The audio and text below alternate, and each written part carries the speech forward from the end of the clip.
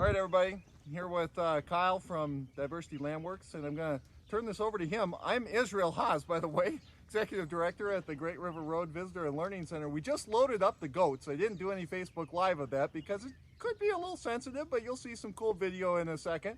I'll post some of that. It's super fun watching them line right up and head into the trailer. But I'm going to let Kyle talk a little bit about what the goats did here. And Kyle, maybe you can introduce yourself and your company a little bit.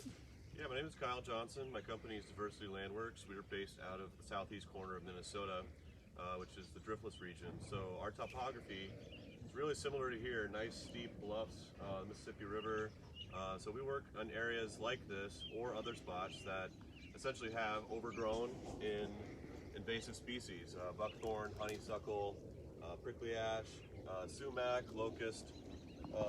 So we are a land management company, so we do multiple methods, but our focus is to bring in traditional land management efforts, which would be mostly fire and grazing. And so our native landscapes have devolved as we've taken animals off the land. You know, pre-colonialization, we would have had massive herds of bison, antelope, things like that to come and pick the landscape clean and allow the grasses and the forbs to really thrive. And so we've become aware that grasslands are actually graze obligate, meaning that those plants have evolved with grazing actually occurring. And so if you remove that grazing function, then you'll see the decline of that landscape and those species. So as animals have been off the land largely over the last 150 years or so, that's allowed for a lot of this, thick woody vegetation like brush. So like over there we have a locust, super thorny, very difficult to remove plant. It has its roots connected with all the other locusts around here, so you can't just cut it because it'll resprout. And then behind me, these are sumac, and while they're native, we call them an invasive native because there's just too many of them. So goats love this woody vegetation, and so to get back to that point where we can manage the land with fire and other grazing, we bring in the goats first. And so this is the first grazing we've done here at the Freedom Park, working with the Great River Greening as well. And so this is the first step in the process.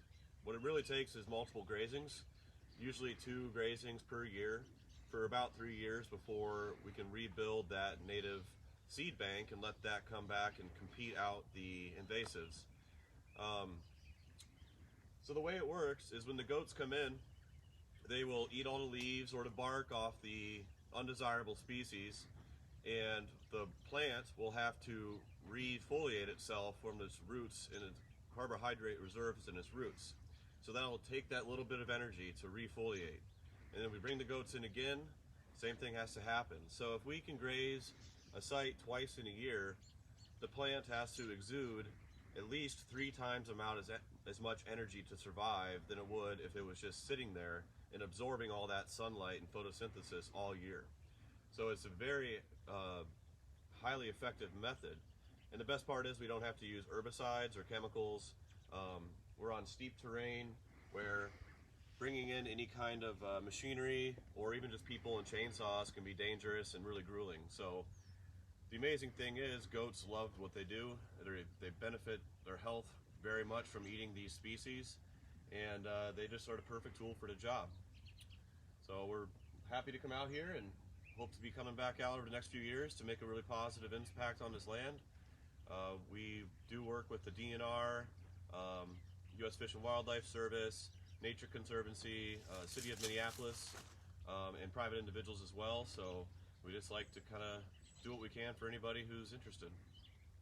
So thanks for having us out.